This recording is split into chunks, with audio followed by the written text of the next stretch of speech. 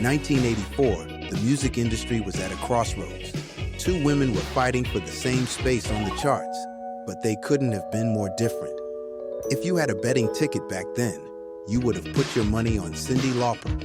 She had the technical vocal range of an opera singer and the charisma of a cartoon character come to life. Critics called her the new queen. Madonna, on the other hand, they called her a flash in the pan. But as the decade rolled on, the world realized that while Cyndi was making music, Madonna was making history. Today, we're looking at the rivalry that defined the 80s and why only one of them ended up with an empire. Cyndi Lauper didn't just appear out of nowhere. She had paid her dues in the rockabilly scene. When her solo debut, She's So Unusual, dropped, it was a literal explosion. She became the first woman in history to have 4 top 5 hits from a single album. Meanwhile, Madonna was grinding in the New York City club scene. Her early hits like Holiday were catchy, but the serious music critics dismissed her as a disco bimbo. They didn't realize that Madonna's greatest talent wasn't her voice. It was her absolute refusal to be small.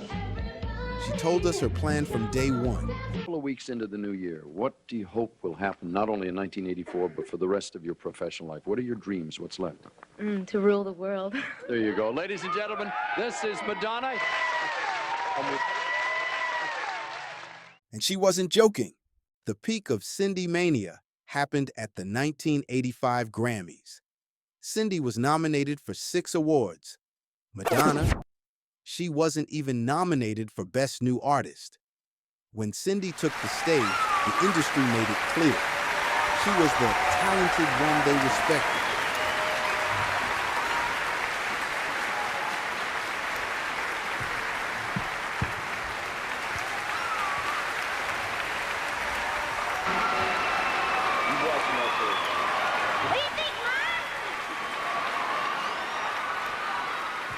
But while Cyndi was collecting trophies, Madonna was out in the streets of New York, filming music videos that were turning her into a visual goddess.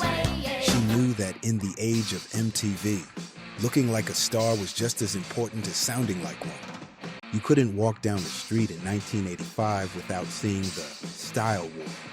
Cyndi's look was thrift store chic, bright colors and mismatched patterns.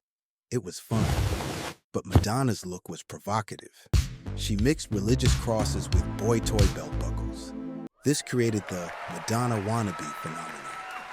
Thousands of girls were dressing like her, giving Madonna a level of branding that Cyndi just couldn't match. Cyndi was a person you wanted to be friends with.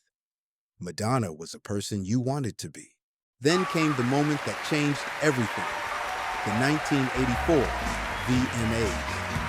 Cyndi won Best Female Video, but nobody remembers that. Everyone remembers Madonna crawling across the stage in a wedding dress. It was scandalous. Her manager, Freddy DeMann, was furious. He thought she had destroyed the future in 3 minutes.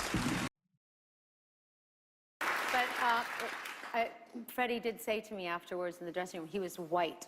He was white after he was so upset. And he said, "That's it, you've ruined your career." Really? Yeah. Instead of ruining her career, it launched it into the stratosphere.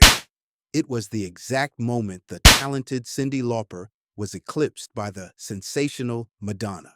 By 1985, the rivalry moved to the silver screen.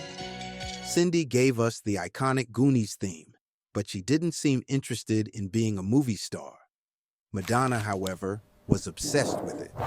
She landed the lead in Desperately Seeking Susan. She wasn't just acting, she was playing a cooler version of herself.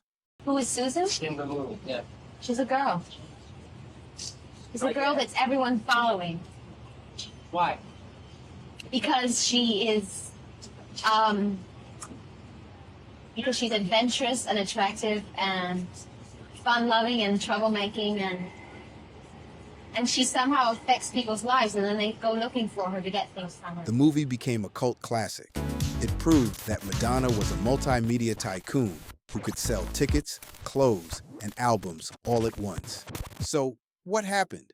Why did the media move on from Cyndi? It wasn't because the music got bad. It was because the media forced them into a cage match, and Cyndi hated it. She just wanted to make art, not war. Was it fair for the media to compare them? Let me know in the comments. Don't forget to like and subscribe for more vintage pop culture deep dives.